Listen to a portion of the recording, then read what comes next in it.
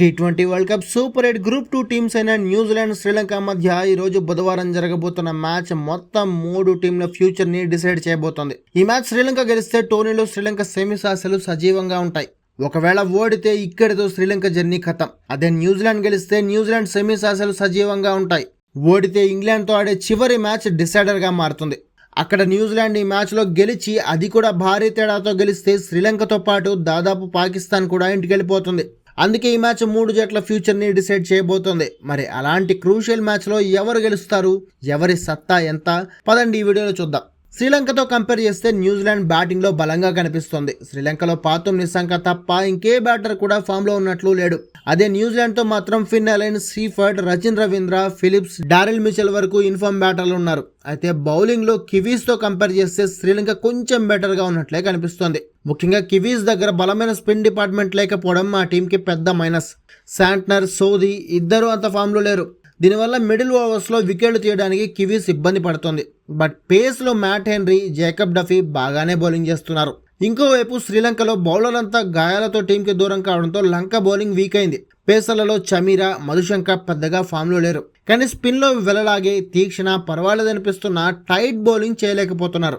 అయితే మ్యాచ్ జరిగేది కొలంబోలో కాబట్టి స్పిన్నర్ల డామినేషన్ ఉంటుంది కాబట్టి కివీస్ బౌలింగ్ తో కంపేర్ చేస్తే లంక బౌలింగ్ కొంతవరకు బెటర్ గానే ఉన్నట్లు కనిపిస్తుంది. అంటే ఇది లంక బౌలింగ్ కి కివీస్ బ్యాటింగ్ కి మధ్య ఫైట్ అన్నమాట. Head to head records. కివీస్తో శ్రీలంక 28 టీ20 మ్యాచ్లో తలపడితే 16 మ్యాచ్ల్లో కివీస్ గెలిస్తే 11 మ్యాచ్లో లంక గెలిచింది. ఒకటి రిజల్ట్ రాలేదు. నెక్స్ట్ టీ20 వరల్డ్ కప్స్లో 6 మ్యాచ్లో తలపడితే 2 మ్యాచ్ల్లో కివీస్ గెలిస్తే 3 మ్యాచ్లో లంక గెలిచింది. ఒకటి రిజల్ట్ రాలేదు. అంటే టీ20 హిస్టరీలో కివీస్కి పైచేయి ఉన్న టీ20 వరల్డ్ కప్స్లో మాత్రం లంకదే పైచేయి అన్నమాట. దానికి తోడు ఈ మ్యాచ్ కొలంబోలో ఆడుతుండడం లంకకి కలిసి వచ్చే ఛాన్స్ ఉంది. Colombo pitch report. Premadasa stadium 100% spin dominating pitch. దానికి తోడు ఇది చాలా పెద్ద గ్రౌండ్. అందుకే ఈ గ్రౌండ్లో చేసింగ్ టీం గెలవడం కష్టం. ఇక్కడ యావరేజ్ స్కోర్ 170. సో ఏ టీం అయినా ఫస్ట్ బ్యాటింగ్ చేసి 180+ స్కోర్ చేసిందంటే ఆ టీం గెలిచే ఛాన్సులు 100% ఉంటాయన్నమాట. ఇక బుధవారం కొలంబోలో వర్షం పడే అవకాశాలు కూడా లేవు. అంటే మ్యాచ్ ఖచ్చితంగా జరుగుతుంది. ఇక రెండు టీమ్స్ ప్లేయింగ్ 11 చూస్తే కివీస్ టీం మిస్ సోదీని రంగంలోకి దిప్పొచ్చు. పాక్ మ్యాచ్లో దించిన వర్షం వల్ల మ్యాచ్ రద్దు కావడంతో సోదీ ఆడే ఛాన్స్ రాలేదు. కానీ ఈ మ్యాచ్లో ఖచ్చితంగా ఆడే అవకాశాలు ఉన్నాయి. నెక్స్ట్ శ్రీలంక దాదాపు అదే టీంతో బరిలో దిగచ్చు. ఒకవేళ కుశాల్ పెరీరా కంబ్యాక్ ఇస్తే అది శ్రీలంకకి కొంచెం ప్లస్ అవుతుంది.